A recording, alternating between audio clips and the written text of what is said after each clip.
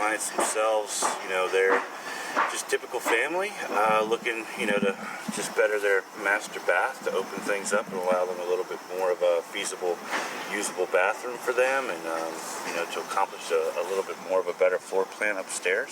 If you would have wanted to put a dollar value to it, that's kind of hard to do, but when it comes in actual time, we had slated about 2 days for demo here. We're probably looking at about 2.25 to 2.5 days with the salvaging process in place. It's not that much when it comes to just a small master bath and master bedroom. Just another client is just, likes, first of all, to see that the products that we are demoing out of their home is actually being recycled back into the community. And the bonus on top of it, the incentive as well, is a tax write-off for those items. It's not so much the monetary value, but it's the fact that, clients feel that, what's coming out of their place are things that are usable back into the community.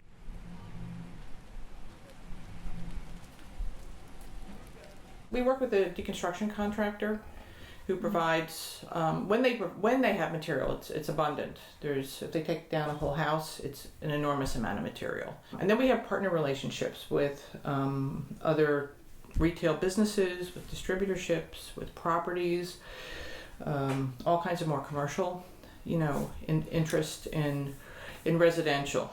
A big part of what we're doing is both looking for people who are disposing of the materials as well, because especially as the economy has gotten somewhat better since 2008, again, people are ramping up and saying, oh, I don't need this stuff, it's just cheaper and easier for me to dump it rather than to reuse it. So it's really important. So as we are working and talking to companies and trying to make this a bigger issue, is for people to understand there's no need to dump it.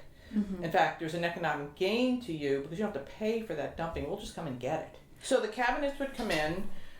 If there was, if the door had fallen off, we'd put the door back on, and we would take the cabinet set and we'd sit it with all the other cabinet sets, and we measure it and price it per linear foot. An entity like Community Forklift is emblematic of how value is retained. This thing has been produced. Human beings, energy, raw materials went into produce these things, and it becomes invisible when it's just thrown away.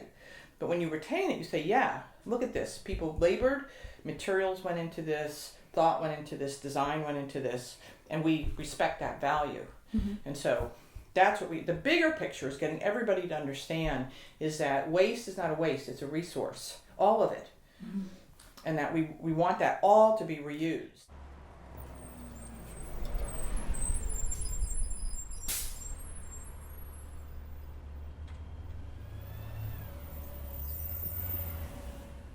So basically what we're trying to do is kind of redo an old traditional British pub, from where my wife is from.